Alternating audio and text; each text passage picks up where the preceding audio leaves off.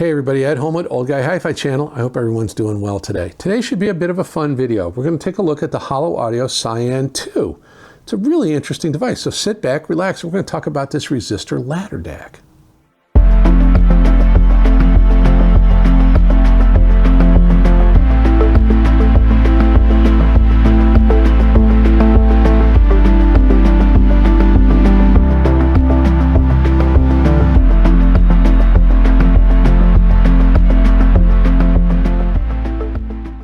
So what is the Cyan 2 from Holo Audio? Well, it is a full-blown R2R, fully balanced resistor ladder DAC. Retails for $1,200. And as you can see, it is beautifully built, wonderful machine cabinet, very, very lovely.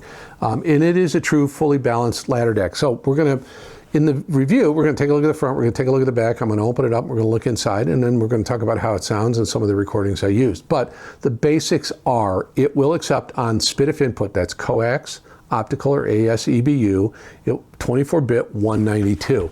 And on USB, which by the way is a galvanically isolated USB, it will accept 32-bit up to 1536, and DSD on DOP up to 512, and DSD native up to 1024. By the way, I forgot to mention that on the SPDIF inputs, it will do DSD as DOP up to 64 times.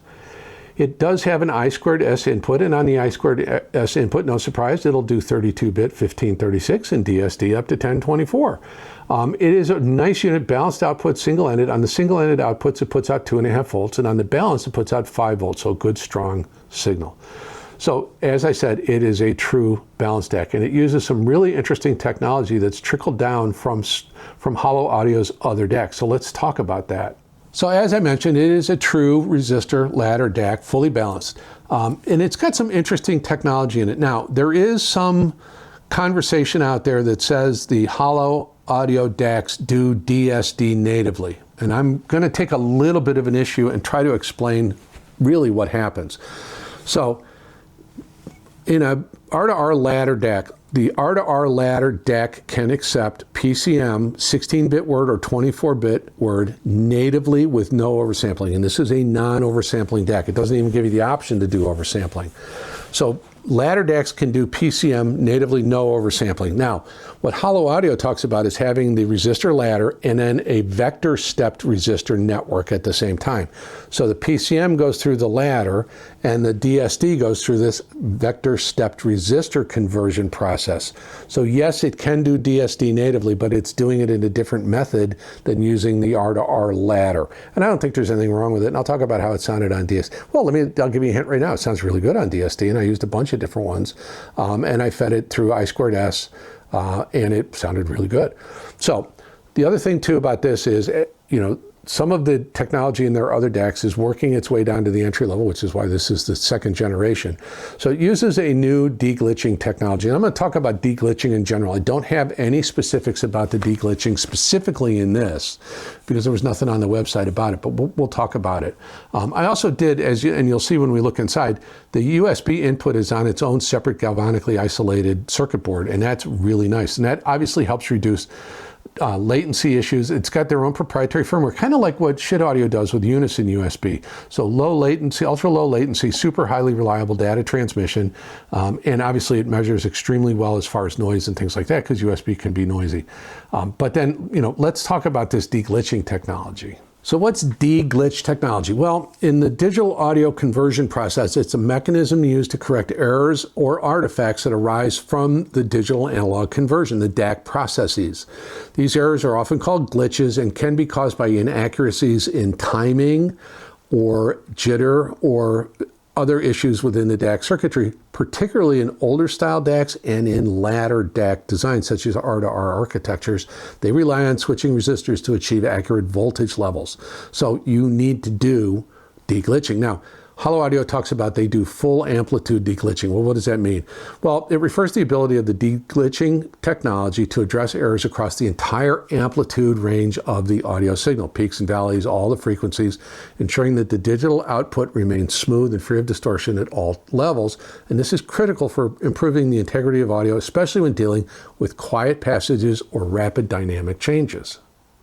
So they also talk about deglitching without increasing the noise floor. So noise floor is the base level noise inherent in any audio system. And I go on and on about noise floor. Noise floor is where fine details and nuance and things like that can get lost. While it's not necessarily an audible thing, sometimes if you put your ear to a tweeter, you can hear a hiss, especially on tube amps and really super efficient ones, and that's noise. But it is also in the process of decoding the digital signal. If you have a inherent high noise floor within that circuitry, those details are going to get lost and the DAC's not going to actually reproduce them properly. So deglitching methods can induce additional noises or distortions that compromise the audio quality. And so the advanced deglitching technology eliminates that by implementing precise timing corrections and interpolation, obviously without adding any unwanted noise. So what are some of the adverse effects of a deglitching circuit? Well, can be distortion. Some deglitching techniques might inherently modify the audio signal. Well, that's never good. There's latency. This can adding significant processing time can affect the synchronization of all of the bits. And when you get latency, then you get jitter, and those are things that become audible. Well, not audible, but they can mask fine detail. So you can also have phase shifts. Incorrect timing adjustments might lead to phase inaccuracies that affect spatial imaging in the audio, the stuff that we crave. So how does deglitching technology work? Well, modern deglitching typically relies on one or more of the following techniques. One is oversampling and interpolation. And I mentioned this is a non-oversampling DAC, but I think resistor ladders can take 16-bit or 24-bit PCM words natively. They can't take DSD, so there has to be some oversampling. Now, this is a non-oversampling DAC, but in the deglitching circuit, I don't know if it is non-oversampling or if it uses oversampling. So many deglitching circuits use oversampling and interpolation. They use higher sample rates and predictive algorithms, obviously, to smooth the transition between samples. They also use what's called zero order hold. Now this holds the previous output signal until a correct one is computed, and then it avoids abrupt changes and actual audible glitches sometimes. Timing corrections, obviously addressing mismatches in the switching of digital bits within the DAC. And then analog smoothing filters. Almost all DACs have analog smoothing filters. This kind of smooths out the glitches at the output stage without impacting the audio details. So why is this an important thing for us audiophiles? Well, by having a low noise floor, by being able to remove glitches, being able to help correct for timing and latency issues, reveals more information in the music because the DAC isn't dealing with as much garbage in the signal before it ever processes it to send it out to our amplifiers, our speakers, and then our ears. So a really good DAC design uses deglitching circuitry, and they have a very fine, according to their claims, a very fine deglitching circuitry built into the Cyan 2. Well, here we are looking at the front panel of the Holo Audio Cyan 2. And as you can see, power indicator, our input LEDs indicating what input is being chosen. We have our sample rate. It'll display whatever sample rate it is from 44 kilohertz to 1536. And then your DSD rate with 64 to 1024. Everything right there on the front panel. And again, the big omission here is no switch, no input switching, no remote switching, no nothing. Kind of a poor design when it comes to that, but other than that, a beautiful cabinet, lovely brass sides. Isn't it gorgeous? Very nice. Anyway, that's the front panel of the Holo Audio Cyan 2.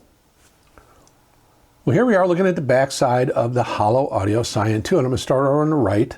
We have a master power switch, our IEC socket, AS-EBU.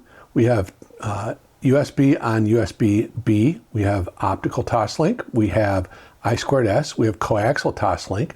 And we have balanced outputs as well as single-ended. And again, on single-ended, it's 2.5 volts, and on balanced, it's a 5-volt output. So very clean, very simple, very well-constructed, beautiful cabinetry, beautiful machined aluminum case. Lovely, nicely laid out, the Holo Audio Cyan 2. Well, here we are looking at the inside of the Holo Cyan 2 DAC. You can see big O-ring transformer, power supply capacitors. They're all Rubicon. You'll see some little gold ones every once in a while. Those are ELNA. There's your ladder DAC right there. This is the USB input, uses an FPGA there. There's also two I2S here and an FPGA for that. And then this is your analog output section, very well laid out. You'll see several op amps in there, obviously to drive balanced and single-ended. And then your ladder DAC board, again with another FPGA on it to control that. You can see very well laid out, very well thought out, very well engineered. Nice case, beautiful design. Really thoughtful, really thoughtful. So let's button this thing back up. Let's go back into the studio and we'll talk about how it sounds. So big shout out to my viewer, Gordon. Gordon, you know who you are. Thank you so much. He sent this in to me for a review and I'm very appreciative of it. So I tested it with a lot of different stuff. I had it on the Black Ice F22 tube integrated amplifier. I had it on the Advanced Paris A7. I had it on the Amped America audio stack you see back here, this beautiful equipment. I ran it for a long time on my Evo, which is my reference system. For speakers I have a pair of, right here, MoFi Source Point 8s. I also have the Opera Calais $6,000 stand mount speakers. I used them on my big Wharfdales. I have a pair of ATC speakers in that I tried out. And that's pretty much everything. So I ran them through the mill. I primarily used as sources Artivana from my PC via USB. And then I have a Shanling ET3 CD transport over there. You can't see it. And I used that as well. Now, the biggest faux pas in this DAC is its switching or lack of switching ability.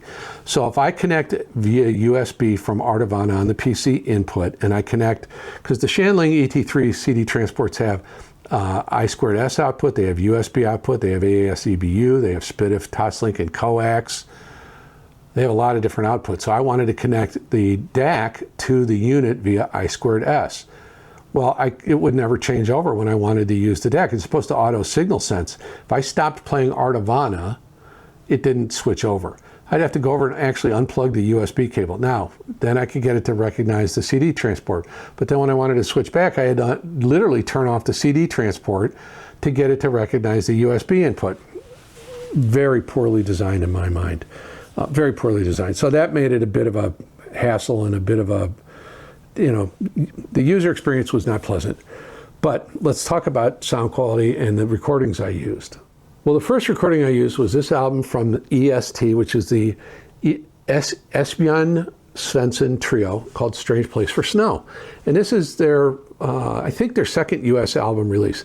This album was recorded at Atlantis Studios in Stockholm in December of 2001. I think it was released in Europe in March of 2002. And we finally got it here in the United States in June of 2002. Also in 2002, it was awarded the German Record Critics Award and the German Jazz Award. And again, as I mentioned, this is their second US release, and it is a really good album. It is an engaging mix of really lively acoustic jazz with some really intriguing electronic touches, really, really interesting, and some great melodies in it. And the band leader, Esbjörn Svensson, unfortunately he passed away in 2009. Great pianist, and probably arranger, good band leader.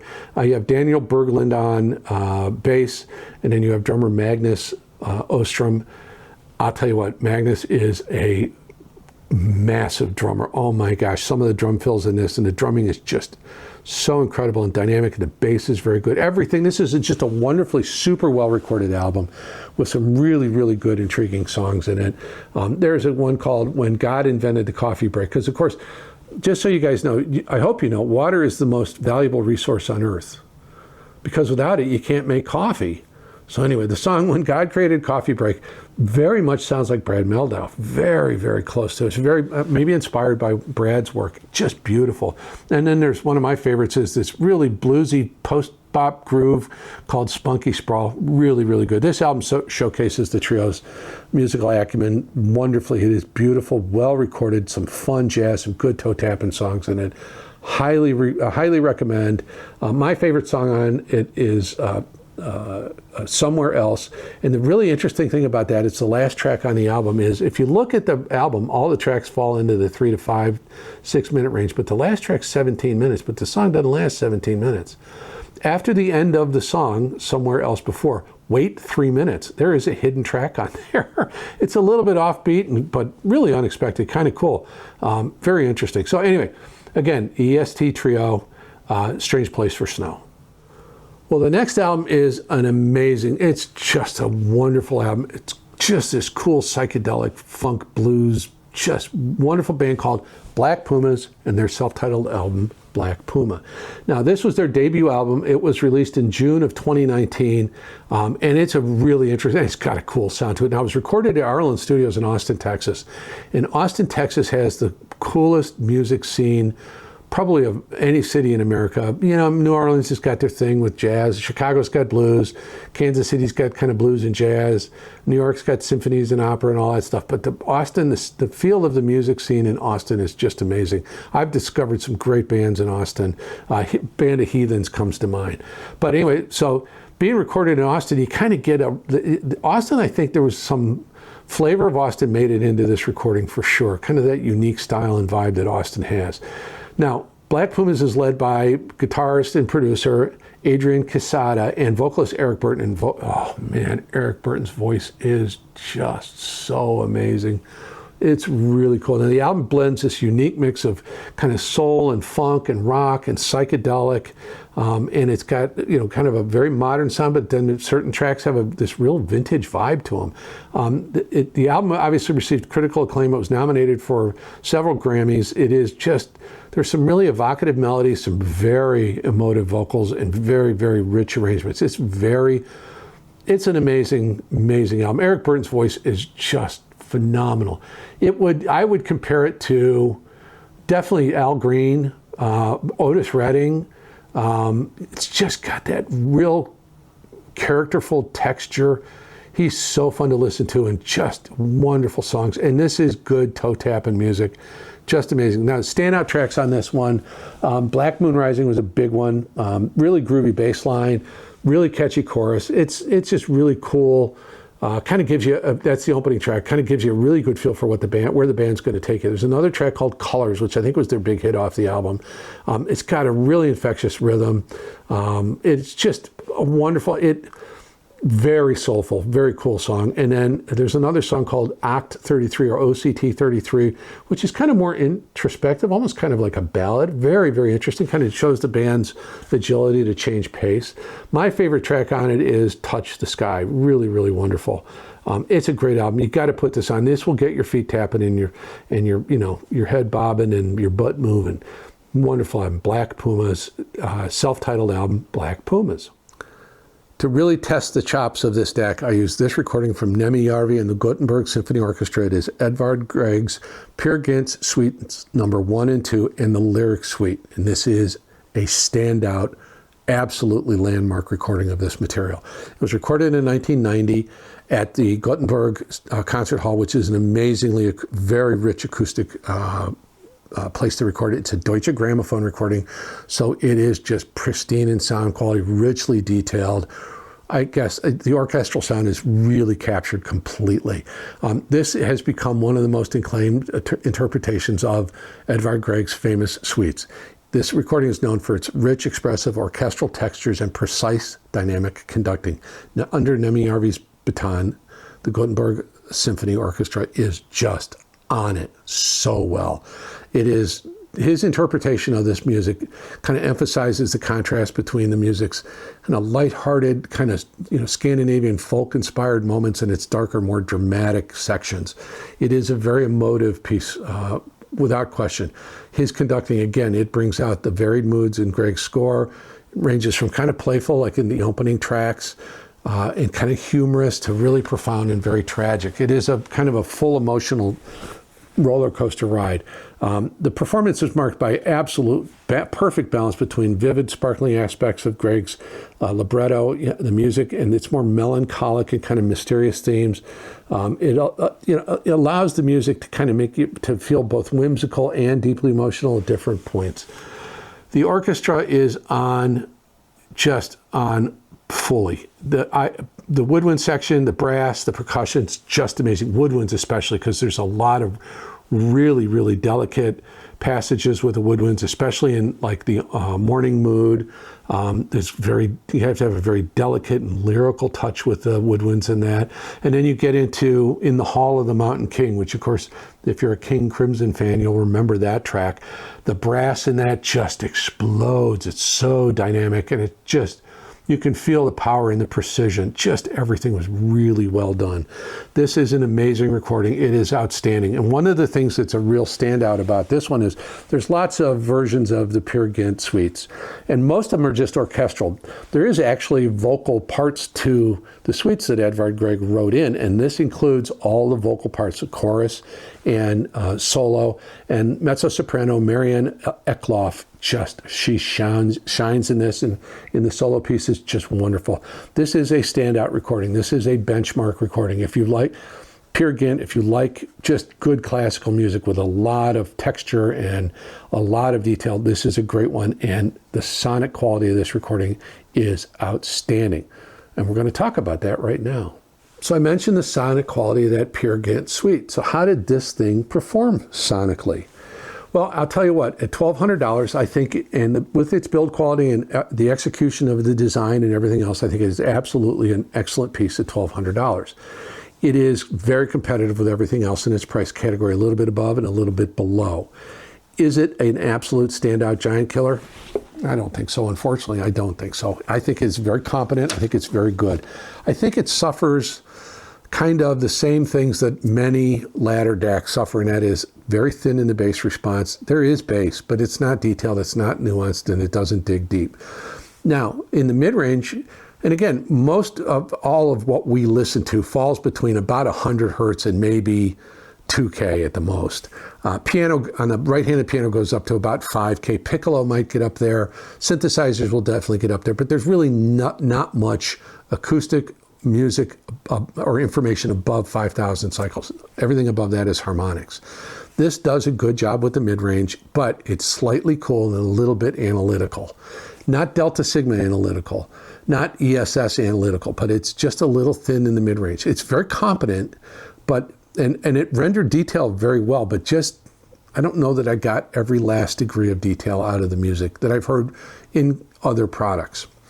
So I think at $1,200, it's a great buy. It's well built. It's well executed. It's a very good DAC. How does it compete against others in that price range? Well, I've got, and I haven't done the review yet, I've got a topping D90 Mark III discrete DAC coming in, and that will be interesting. That's right around the $1,000.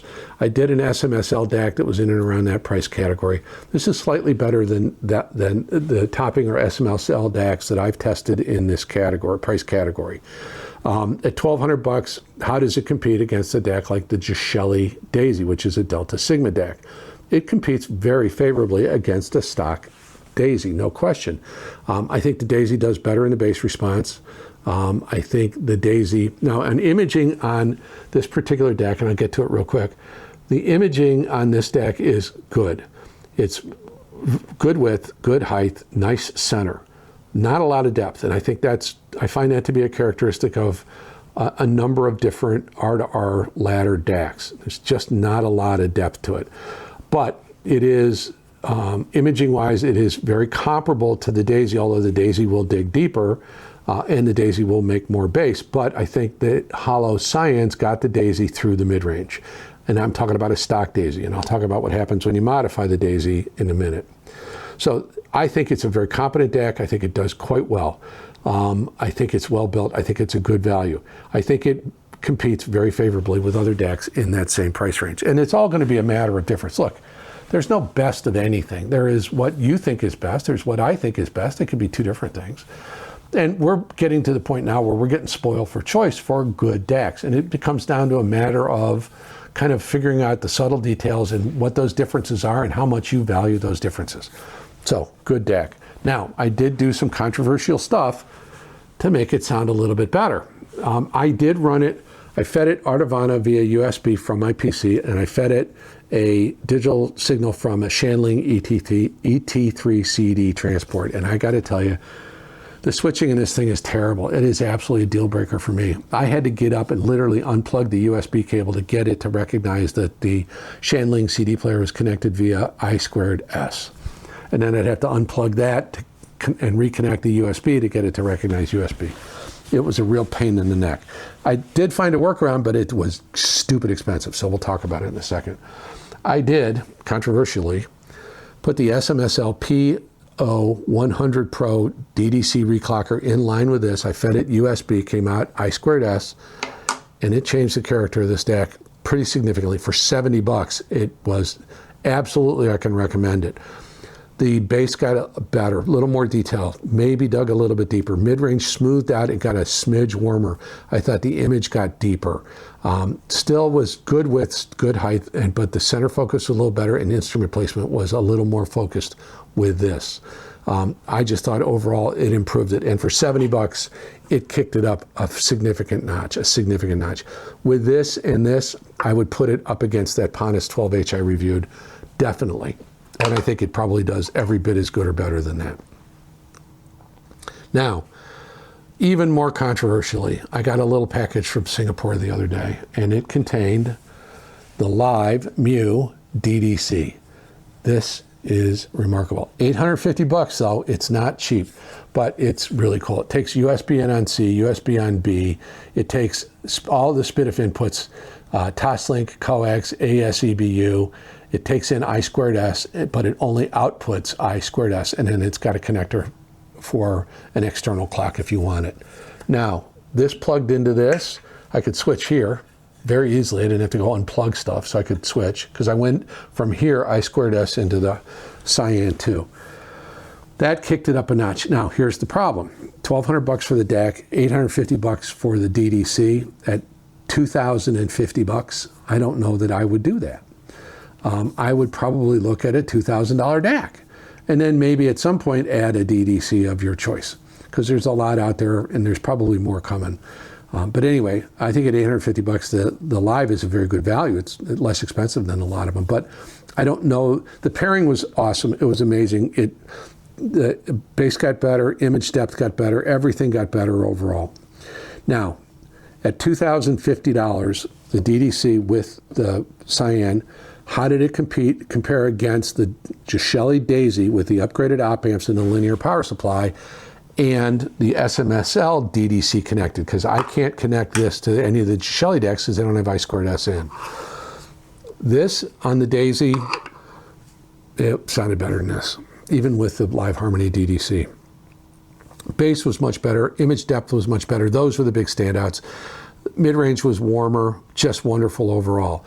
Now, the next question is, how does this stack compare to the Live Harmony DAC by itself? It doesn't. That's still the best DAC I've ever heard without question. Now, plug this into the Live Harmony. That review's coming. Oh my. So that's that. So, summing everything up, I think the Cyan 2 is a very competent DAC. I think it is well worth the 1,200 bucks. I think it competes favorably against other DACs in its price range. Is it a giant killer? No. Is it a unit I can recommend? If you're only going to use one source, yeah. If you're going to use more than one source, forget about it. It'll drive you nuts. And that's the biggest complaint I have about it, is the switching issues. So anyway, I think it's a well-done DAC. I think it sounds good for its price category. I think, like I said, it competes favorably with everything in its category. So anyway, that is the Holo Audio Cyan 2. Hopefully you enjoyed this video. Hopefully you'd be willing to give me a like, and hopefully you'd be willing to donate your subscription. About 60% of the folks that watch my videos aren't subscribed, and believe me, it would greatly help the channel grow if you were to subscribe. Once, as I get more subscribers, manufacturers are more willing to send me some really cool gear that I can get to play with and show you and share with you, and we can all have some fun with it. So I would very much appreciate it if you did subscribe. If you wish to support the channel financially, there is a thank you button at the bottom of the video window if you're watching on your portable device or your computer. You can join the channel if you wish to. There is a membership link in the pinned comment and in the video description. I will link to Holo Audio's website. I have no affiliation with them. There is affiliate links in the video description. You guys know the drill on that. There will be the links to the 3 albums that I discussed here today. There will also be my playlist in there as well. Comment, let me know what you think. Where are you at on DACs? What do you think about ladder DACs versus Delta Sigma DACs versus, whiz bang DACs? We've got this new 1-bit from Topping. We've got Octo DACs from Cirrus Logic. So there's all kinds of fun stuff. I think we're spoiled for choice on DACs. The bar is being raised all the time, and the price of them is coming down, and that's an interesting concept. So anyway, I think that's everything. Like, subscribe, comment. If you want to, you can follow me on Instagram, although I'm not super active on there. I will be more active coming up. I think that's everything I need to say. I've done all my promotional activities. Like, subscribe, comment, follow me on Instagram. My name's Ed Homewood. This is the Old Guy Hi-Fi channel, and it's now your obligation to yourself. I swear, put on that Black Puma album, sit back with a nice cold adult beverage, and you're going to boogie in your chair. I promise you, it is just a fun, wonderful album. So anyway, thank you so very much for your time today. I appreciate it. I'm very grateful. Have a wonderful day.